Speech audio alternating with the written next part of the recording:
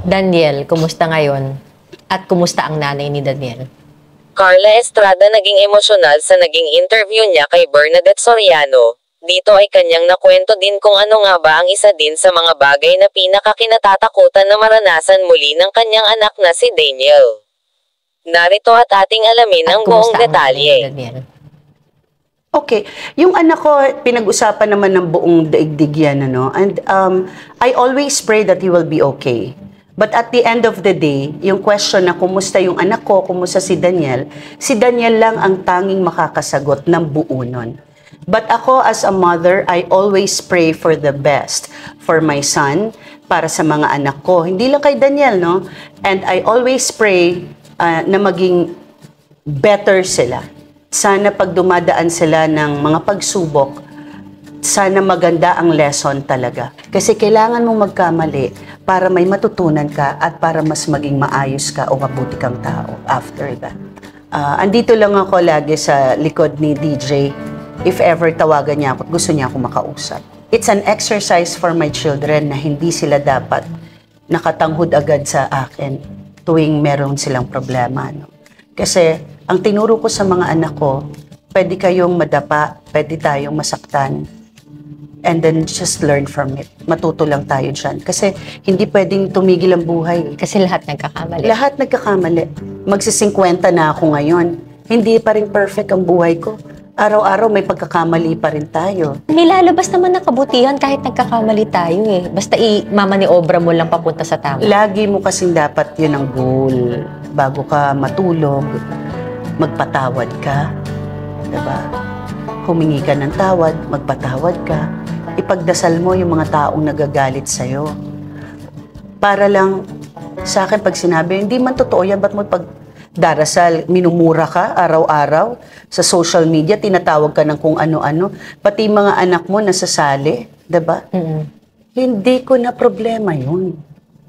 Buti hindi mo naisip na wag nang pag-showbizin yung mga anak mo. Wala eh. Hindi ko mapipigilan yung mga anak ko na gustong pumasok. Like si Carmela, gusto niya.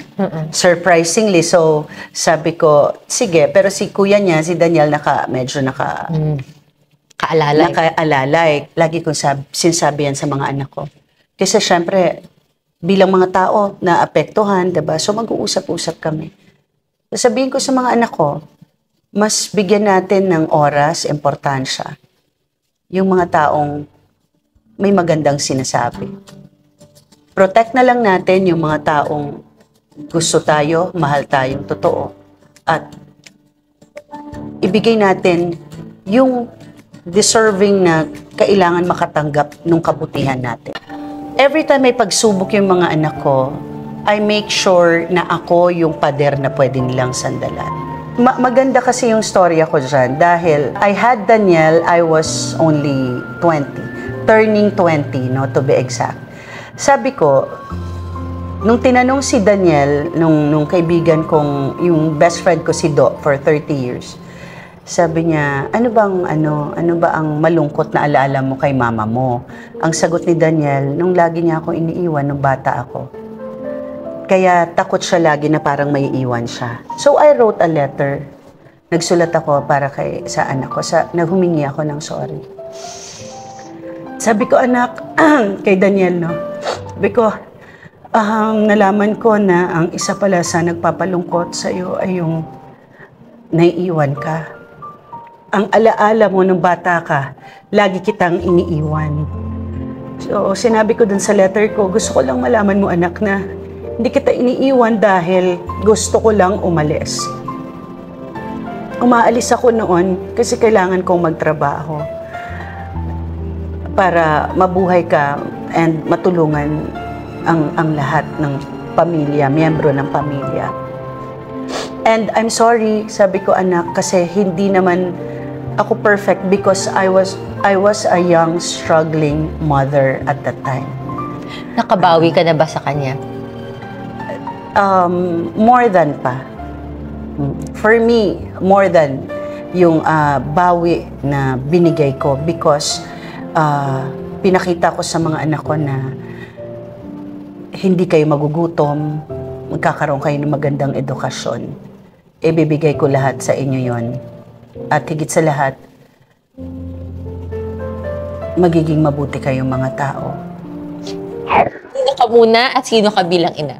Yang mga tanong na ganyan ang talagang mahirap, no? Kasi ang pwede namang sumagot niyan yung mga anak ko kung sino ako bilang ina. Pero dahil kailangan nating kilalanin ang mga sarili natin, I can say na ako ang tipo ng magulang na ipaglalaban ko yung mga anak ko hanggang dulo. Hanggat nandito ako malakas sa tabi nila. Huwag tayong mapagod ng kaka-advise sa mga anak natin. Huwag tayong mapagod ng kaka-paalala sa kanila. Kasi darating ang araw, magiging magulang din kasi sila. Para yung maganda mong mga sinabi, bit-bit nila yon. Pag sila naman na yung nasa posisyon mo bilang magulang.